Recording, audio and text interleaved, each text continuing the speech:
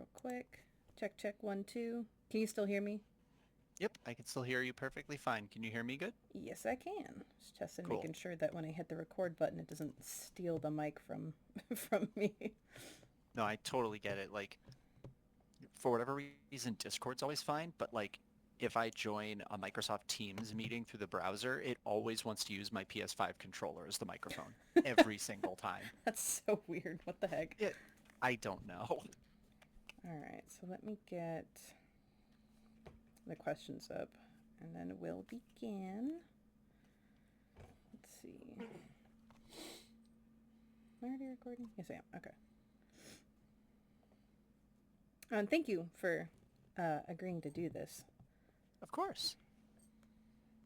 Alrighty.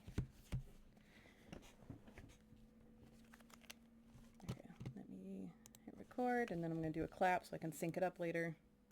Perfect. Okay, there we go. All right, you ready? I am ready. All right. Could you please state your name and age for the interview? Sure. I'm Ranatalus. I mostly go by Rana, and I am 39. All right. And what is your affiliation with esports? I run the Ohio DDR rhythm gaming esports community. We are about 1,000 members in our Discord. I've run tournaments around the world and around the US, mostly focusing on DDR, Dance Dance Revolution, but a lot of the other rhythm games that are kind of associated with Konami and a few other companies as well. And I've Wow. been running that since 2018, essentially when we got our first round one arcade in the state. Wow. That's really cool. And how long have you been a part of the esports community? It's hard to say that because like I have always been involved in some level of competitive gaming. Like I used to play a whole lot of Quake 3 Arena, and while I was pretty good, I certainly was not pro esports level good. And while I've been involved at the DDR community in Ohio since around 2002, there wasn't really a push to act like we're trying to be esports until I'd say probably the last 6 or so years. Gotcha. And this is a bit of a hardball. What are your thoughts on the discrimination against women and marginalized genders in esports? I will say that the rhythm game community is a little bit different. The rhythm game community is actually very queer, which is kind of different from what I see in a lot of the other communities. I have kind of tangential relationships with people who do a lot of stuff in Smash, with people who do a lot of stuff in other fighting games, with people who do stuff in shooters, or people who do stuff in League of Legends. And it definitely seems like the problem is worse in a lot of those other games that have less frequent face-to-face interaction. Um, but in the rhythm games community, there are still issues surrounding it. A lot of it seems to stem from a lack of understanding about how important it is to have spaces for not just, cis het males. Um, and in particular, kind of the disconnect about what marginalized genders go through, who they are, how they identify, how they live. Yeah. And have you ever been discriminated against? And how or when, if you are comfortable with disclosing? I don't ever feel like I've been directly discriminated against. To be fair, I only really came out about 2 years ago, and I'm well enough known within the community that I feel like it wasn't a big thing for a lot of people. Um, I definitely have been kind of, there's been actions that have taken place that have made me feel inadvertently discriminated against or seen negatively or treated badly.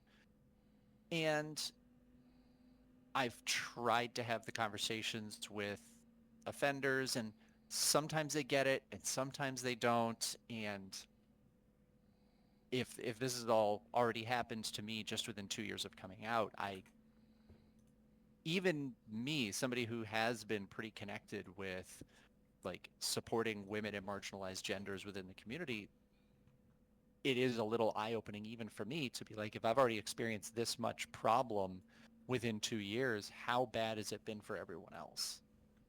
Yeah, and it can get pretty deep, especially when um, the offenders don't want to admit. Like, I'm sure that they have like an inkling, but they don't want to admit that they are a part of the problem, and It's it's hard.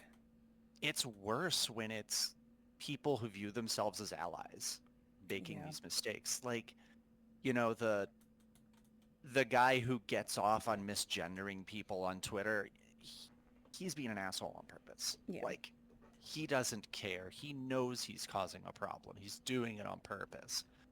Somebody who views themselves as an ally and cannot or will not internalize the feedback that they're getting, or like brushes it off, that feels so much worse. Yeah, because they don't want to admit that they're wrong, because then it just feels bad. But you're never going to change if you don't admit that you're wrong. Yeah. And following up the other question, have you ever witnessed someone that you know being discriminated against in that way? Yeah. And it's actually something that's still kind of ongoing. And it's been very difficult to manage, especially because the rhythm game community is relatively small and pretty close knit. Yeah. So most people at least know about or know of most other people. There's a lot of very close friendships. So it sucks when there's this disagreement between two people, because it's not just that those two people are now feuding or are not getting along. It's that there ends up being these like rifts that form within the community, and then it puts other people in very awkward positions where they may have to support one person or feel compelled to support one person publicly over the other. I don't know. It's just really hard to like witness and realize there's not much you can do about it if one or both sides of the dispute aren't willing to communicate more about it. And I feel like communication is very often the problem. Yeah, I have to agree. I think it also comes from just how deep rooted it is, and people don't realize how deep rooted it is because it's just been there for so long. Yeah, It's hard to realize. the saying that I've heard is that sexism, queerphobia, and racism are like corn syrup, where you don't realize how much it's baked into everything until you start to look for it. I like that. I like that. It's true. All right. And what do you think we can do to stop or at the very least minimize this problem? One of the things that I'm currently trying to do, because like I mentioned, the more stressful and difficult part of it is when people who view themselves as knowledgeable and supportive allies are the ones that are causing hurt, because it's much harder to get through to them because they don't want to have to admit to themselves that like, oh, I did something wrong, something that I think is wrong. Um, and something that I'm trying to do is kind of gently find ways to show these allies that make these mistakes, like, it's okay that you don't know everything. And it's important that you understand you don't know everything, and like really grapple with, yeah, you are broadly in support of this, but you don't know any of the details and you don't understand the like minutia of it. And you don't need to understand all of it, but you do need to understand that you don't know a lot of it. And I'm hoping that that's a more helpful approach. But otherwise, like, it unfortunately often comes down to women and marginalized genders to have to be the educators.